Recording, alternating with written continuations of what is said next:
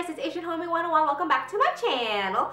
So today I will be sharing with you my January and February favorites. I will be combining both months because I didn't get my January favorites up in time because school got back and it was a lot crazier than I thought it would be. So yeah, let's get started. So the first product I would like to share with you is Benefit Hoola bronzer.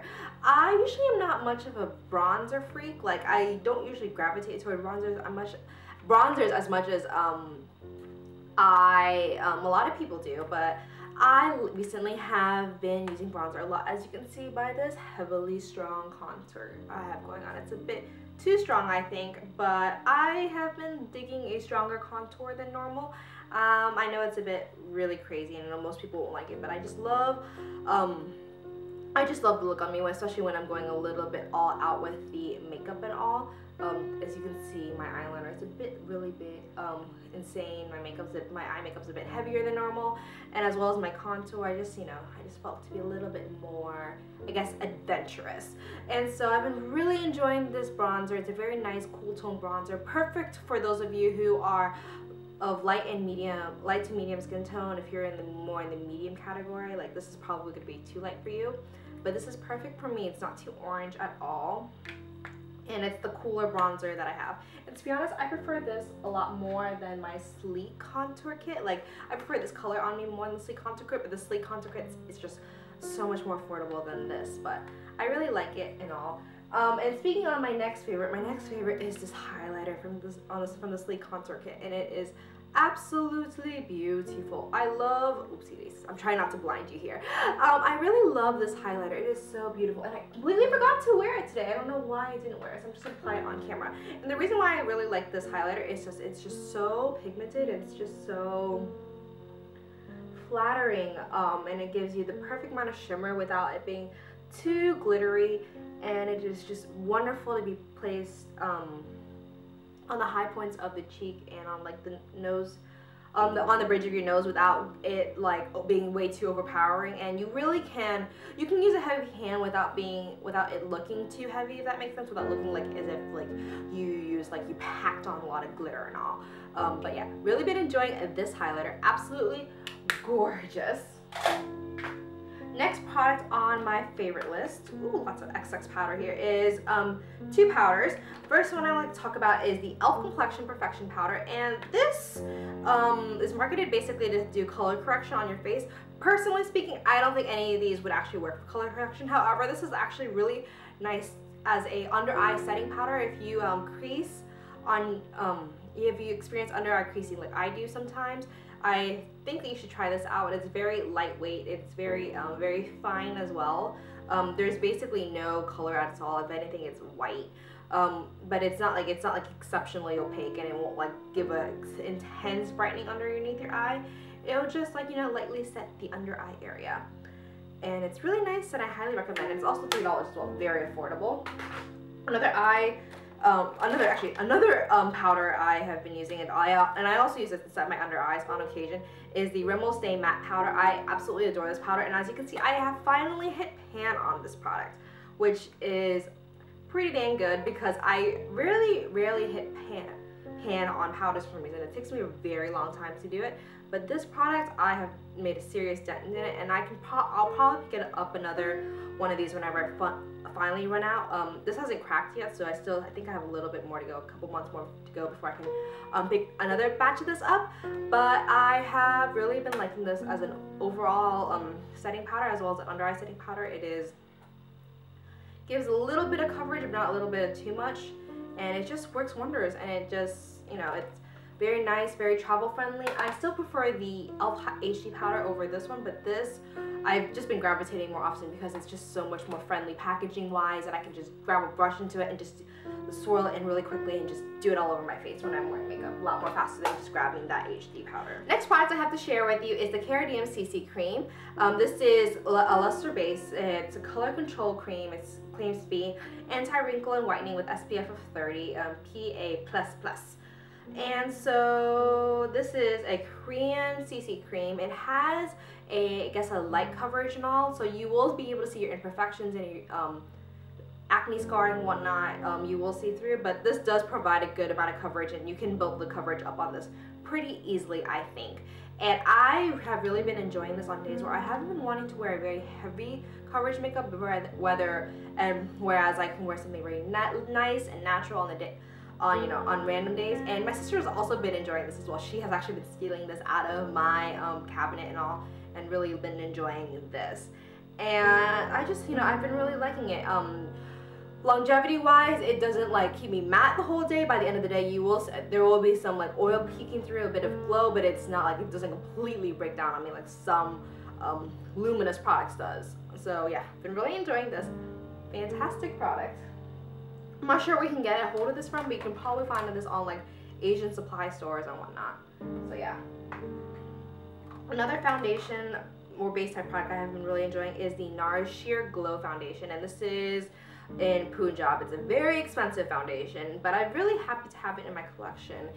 This isn't definitely for me, not a long wearing type product. I know a lot of girls can wear this the whole entire day, no problem, but since I have really oily skin, I cannot wear this the whole day. This can give me about 6 hours, and then my face will start breaking up a little bit. But again, like the CC cream I was showing you earlier, this doesn't completely break up to the point where my face looks horrendous at the end of the day. I can still wear this, but it just won't look like completely like beautiful from the day, from the beginning to the day to the end, if that makes sense. Like it might it'll break up a little bit, but it'll never break up completely, if that makes sense. But besides that, the coverage on this is beautiful. It photographs wonderfully. I've taken so many pictures with this, and just every single one of the pictures I've taken with this is it's to die for. Love this foundation.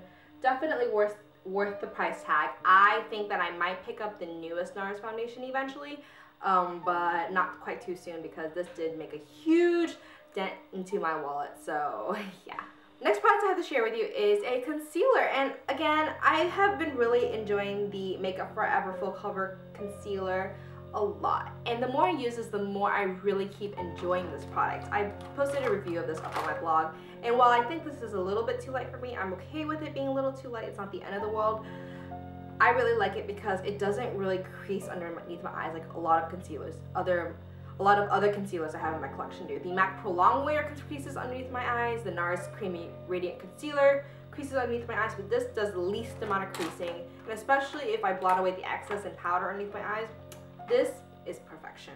Love the coverage on this. Probably gonna pick up another one of these eventually. I'm not sure when, but it's gonna be done. But this is absolutely wonderful, and it's gonna last me so long as well. It's like 0.5 fluid ounces. This is gonna last forever. I don't even know how on earth I'm gonna finish this. Next product I have to share with you is the Wet n Wild MegaLast lipstick, and this is the one in Bare It All, and it's also, of course, the lipstick I am wearing today. I love this lipstick. It is one of my favorite nudes I have in my collection. It's $2.99. It's absolutely ridiculous considering how I have like lipsticks as expensive as like Nars and YSL, and then I have here a Wet n Wild lipstick, which I think is just as good as some of the more expensive lipsticks. The color is beautiful. It goes with every single look that you can ever do, and I think I might like this better than my I guess Holy Grail lipstick, MAC Brave. This lipstick is beautiful. I highly recommend you to try it if you haven't already. It's a perfect nude lipstick. I love this lipstick. Next lipstick favorite I have here is the Nars Audacious lipstick in Audrey. This is such a beautiful, like, pinky, mauvey, reddy type of color, and I just get so many compliments every time I wear this lipstick that I like. It's just so beautiful. The formula isn't my favorite Bite lipstick formula. The Bite lipstick formula is still my favorite lipstick formula all time, as of right now, of course. But this color is just truly outstanding. I highly recommend you to try this lipstick formula at Sephora, at least, to try to see whether or not you like it or not. But I really like it. It is exceptionally pricey, I will say that. But I mean, the packaging is there, the color is there, the longevity is there. It lasts me for a good amount of the day, even through food and whatnot. One of the more long wearing lipsticks I own, and I really like it. Highly recommend you try it, and just, you know, try to see whether or not it works for you. If you do have dry lips though, I do recommend you exfoliating your lips before using these, because this will, it won't glide onto your lips as easily as other lipsticks will. And last but not least, I have to show you 4 lip liners from Jordana. While I'm not the biggest fan of lip liner in the world, but I do recognize the power of a lip liner and how it can change the lipstick, as well as how it can increase the longevity of your lip color. And I have these 4 from Jordana, and the 4 are Tawny, Sedona Red, Baby Berry, and Rock and Rose. And out of the 4, Tawny and Baby Berry are my favorite. They really make a really nude lipstick to become more multi-dimensional. It doesn't make your face look flat. And that's really what I use these lip liners for, is trying to make it so that my lips don't look too flat. And whereas sometimes sometimes you just pick up a wrong lipstick out of the mark in the drugstore or at Sephora, and you're just sitting there like, what can I do with it? Like, this color does not look good on me. And then my answer, of course, is to throw some lip liner on. And so yeah, perfect addition to any girl's I guess collection is to add get some inexpensive lip liners. I kind of regret buying MAC lip liners because they're good, but they're not, you know, they're not amazing. But these are just as good, and I don't think the MAC lip liners are worth the buy to begin with. And these are just good. I think they work just as well as the MAC lip liners, and they're retractable, which is even better than that. And they're definitely a heck of a lot more affordable than MAC lip liners. They, as always, of course, lip liners don't drag on the lips as smooth as lipsticks because their formula is a tiny bit drier. But I mean, I still really like these. I still use them on a consistent basis. And now I just wanted to mention an unfavorite of mine for, I guess, the past month and a half or so. I have been trialing the Benefit Puff Off, I guess, gel contour cream, and I know a lot of girls really like this. And the reason why I really don't like it is because it's not as hydrating as I want it to be. And I know it's not marketed as a hydrating, I guess, eye cream. It's just marketed for depuffing and all. But I mean, it doesn't, I really also don't feel like it depuffs much. The tip of it is not, it doesn't glide really well on my skin per se. I think like and that I think is a really big no-no when it comes to an eye cream type product. Because when you're talking about a very sensitive area like your under eye area, you do not want it to like, you want it to drag very smoothly. You don't want to, I guess, like, drag the delicate area of your skin as you go along. So if you do use this, I do recommend you to grab any product and then tap on the product with your ring finger and all. But to be honest, I might be returning this product. I don't think it's like the best thing in the world. My mind might change a little bit more the longer I use it, but I've been using this for about a month or now, and I honestly haven't been as impressed as a lot of girls say that they have. And so that is the end of my January favorites and unfavorites. Thank you so much for watching, and I hope you guys have a wonderful day, and I hope to see you guys again soon. Alrighty, bye-bye.